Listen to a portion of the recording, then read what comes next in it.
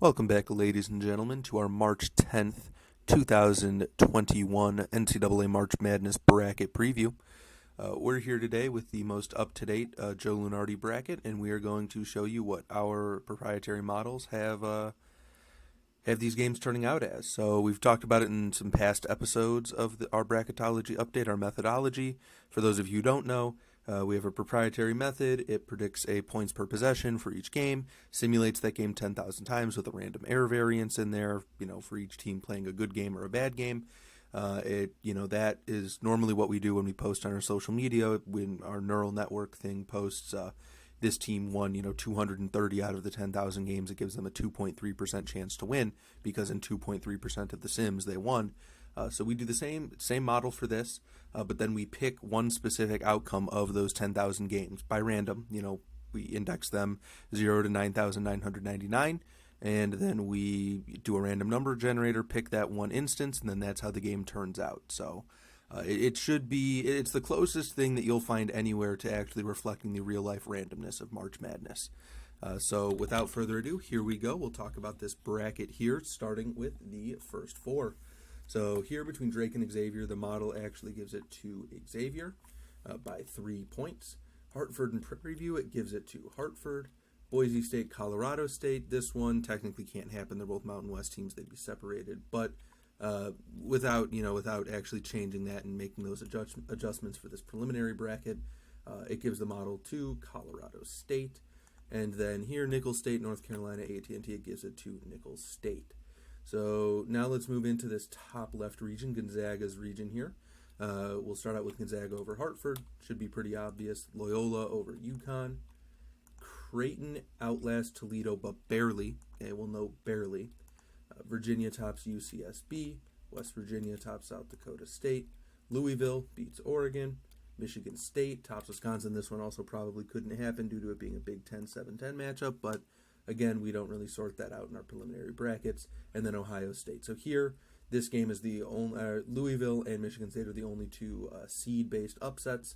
Louisville had a 43% chance to win. Michigan State actually had a 56% chance to win. Our model actually favored them over Wisconsin. And for those of you wondering, again, back to our methodology, Louisville, although they had a 43% chance to win, our model, again, picks a random instance of the games from 0 to 10,000, and the one that it selected happened to be one of the 4,300-ish that Louisville ended up winning based on our model simulations. So moving down to the Illinois region, Illinois 1 seed wins. LSU beats Virginia Tech. Virginia Tech could be a scary 9 seed, actually. They've been ranked in the AP Top 25 most of the year. I'm not really up to date on their roster and if they have any injuries, but they should be a fairly competitive 9 seed. LSU, their offense though, with Cam Thomas, Darius Days, and all those other guys, Trendon Watford, they're just a very talented team. VCU topping Colorado. We think Colorado might have some struggles going into the tournament. That could obviously be wrong. For all we know, they could be an Elite 8 level team. But for now, we have VCU as the 12 seed beating them. Oklahoma State over UNC Greensboro. UNC Greensboro has a really good player, but Oklahoma State has Cade Cunningham, who I guess sort of controversially won Big 10 or Big 12 Player of the Year, yesterday, 2 days ago now. A lot of sites and a lot of ranking systems had pretty much Baylor's entire roster, starting 5, over Cade Cunningham in terms of their performance this season. So it's it was definitely a controversial award. Obviously, he was the most hyped player in the Big 12, consensus number 1 NBA draft pick. That might change, but he'll have a chance to prove himself in March Madness, which most number 1 overall picks do have that chance, but a couple of them that we can remember in recent memory haven't. For example, like last year, Anthony Edwards or even Brandon Ingram.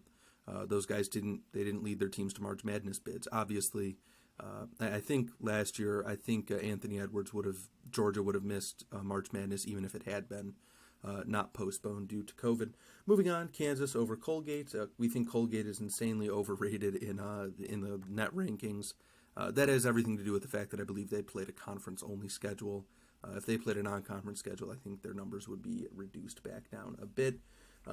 Speaking of, we have Oklahoma State in here twice. That's interesting now, isn't it? Yeah, let me look. This one here is definitely supposed to be Oklahoma, right?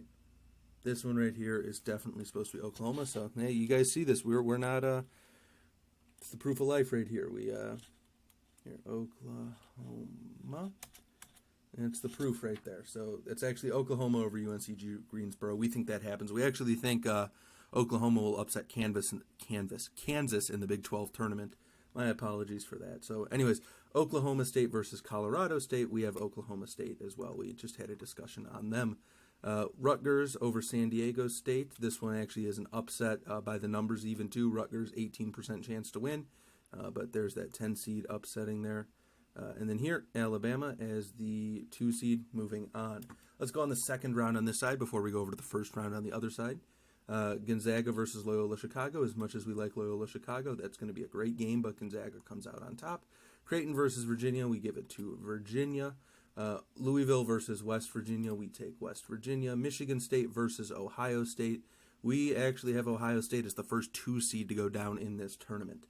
Michigan State looking very nice. They've beaten Illinois, Ohio State, and and Michigan over their past week.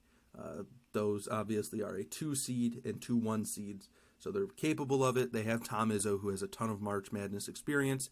They have a semi-older roster. They have some guys with some experience out there. They are a prime Cinderella candidate this year as a 10 seed. They're getting hot at the right time. We really like Michigan State, and our model does too. It actually gives them a 49% chance to win that matchup. So essentially a coin flip for all of those concerned between a 10 and a 2 seed. Moving down, Illinois over LSU in a shootout. Let's see here, VCU with a 33% chance to win the game, and Oklahoma ends up winning.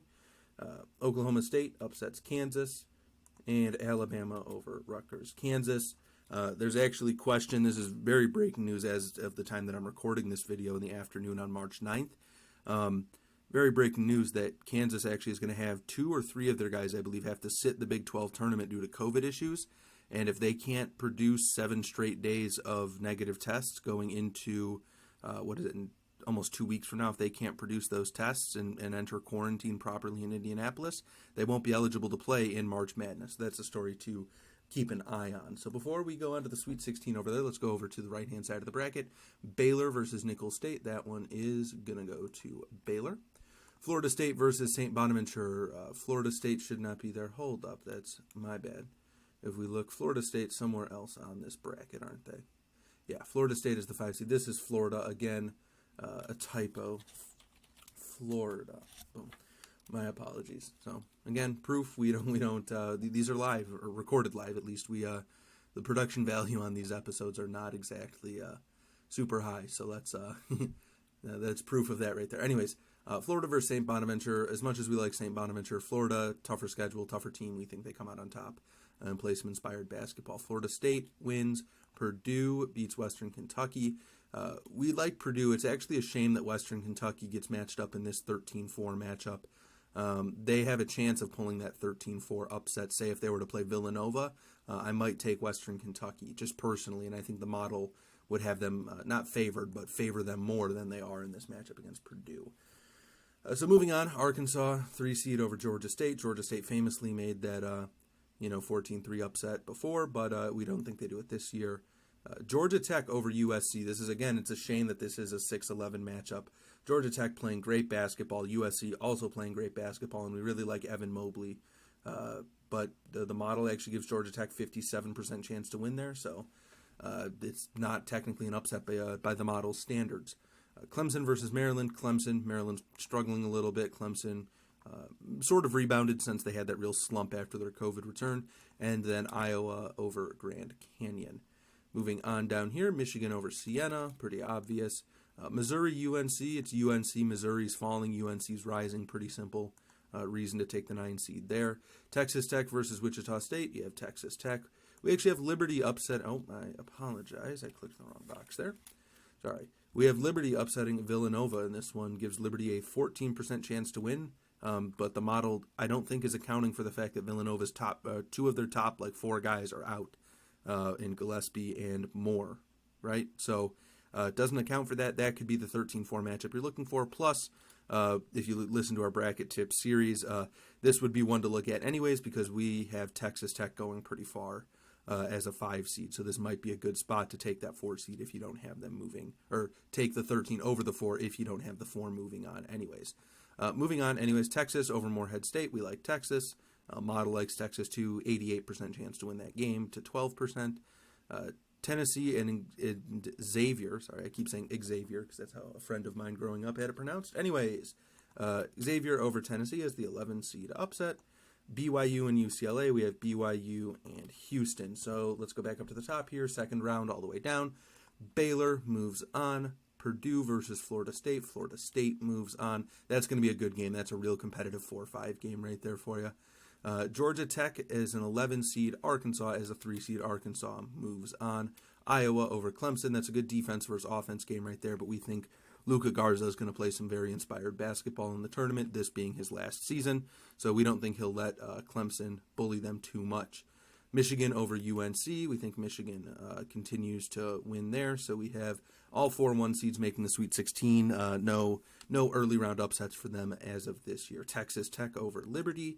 Texas over Xavier, and Houston over BYU. This would be another 2 seed to look at. A lot of people think Houston's overrated as a 2 seed. I'm not so sure that BYU could beat them, but BYU is a decent team. They're playing in the WCC final tonight, so by the time this video comes out, you'll see that they probably lost to Gonzaga, but there is, again, currently as I'm recording this, a possibility, however slim it may be, that they do have a win over Gonzaga on their resume at this point. So anyways, moving on to the Sweet 16, we'll start in the top left. Gonzaga, Virginia. We have Gonzaga. That'd be a rematch of earlier this season. We see no reason that Virginia can outperform Gonzaga, especially having already seen those two play against each other. West Virginia, Michigan State. We actually have Michigan State as the 10 seed pulling this upset. So we have a 1 seed and a 10 seed so far.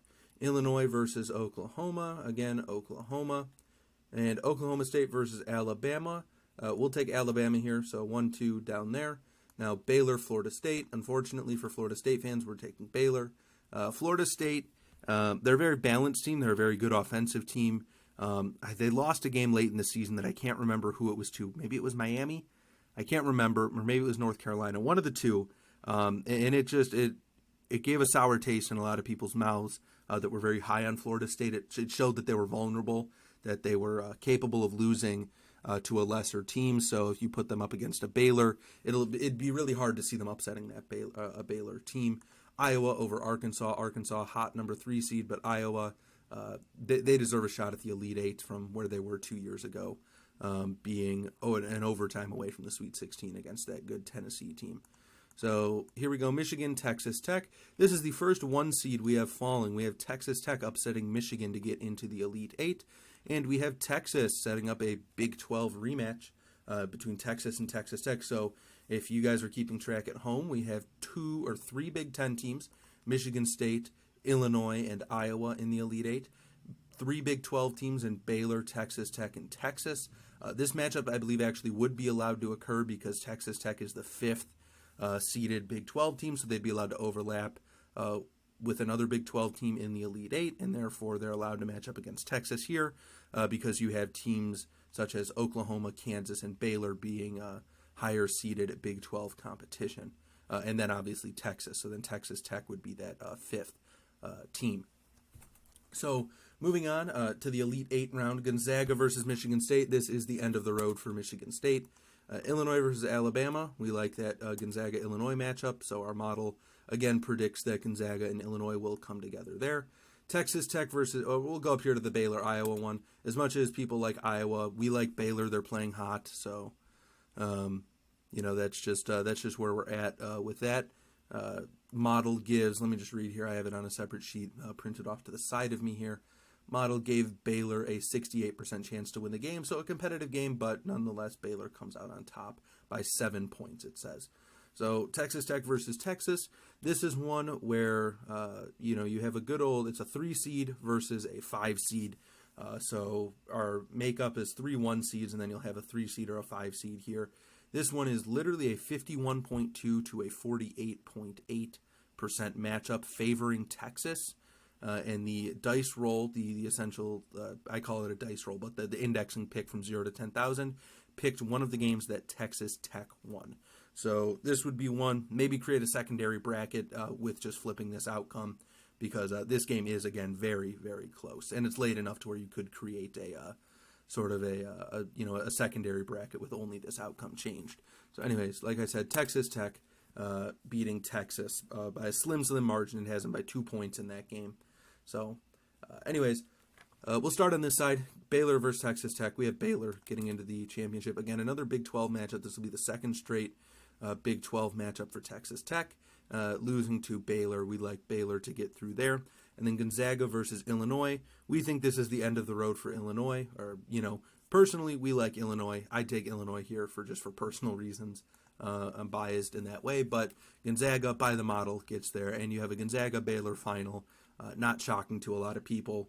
2 1 seeds, probably the top 2 1 seeds, one of them undefeated. As of recording this video, I said Gonzaga has the opportunity to lose tonight to BYU in the WCC final, albeit, I'm going to say it now, they're not going to. They have no reason to. But if they do, they would have one loss, and maybe they would show some vulnerability, but we still think they make it to the national championship. And then Baylor, again, one loss, coming off a COVID pause. That's affected everyone this year, the old COVID pause. So they've proven they've turned around. We think they turn around and win the Big 12 tournament this week with some quality wins. And then obviously up until this point, assuming this scenario does happen, they would have, 4, 1, 2, 3, 4, 5 more wins under their belt. Oh, my goodness. I just knocked over my mic stand. I apologize. Holy crap, I beat the hell out of my mic. Okay. Anyways, my apologies for that. But, yeah, so in this matchup, Gonzaga versus Baylor, shouldn't be a surprise to everyone. This would be, if this could happen, I think the world of college basketball would be happy for it and would be better off for having seen this matchup occur. But the model gives Gonzaga a 12-point win in this one. We don't think it'll be that pronounced, but it was one of the more extreme matchups that the model gave Gonzaga. So for that reason, Gonzaga wins the national championship 74-62 over Baylor. Again, I also don't think it'll be that low scoring, but it could be. Both have pretty solid defenses. We'll see if any of them take a intentionally slow approach to that game. With that being said, my name is Rob from Hoop Power Analytics. We hope you've enjoyed looking at the most up-to-date March Madness bracket as of March 10th, 2021. Please subscribe to the channel, drop a like. We'll be releasing more of these as we move towards Selection Sunday. Go ahead and check out our bracket class series, bracket tip series. It's a 7-part series. Some of them have been uploaded at this point, more to come later this week. And it'll help you with sort of some historical rules and stuff to look out for when selecting your bracket. So without further ado, drop us a like on Twitter, or drop us a follow on Twitter, drop us a follow on Instagram. I've been Rob. Thank you for your time.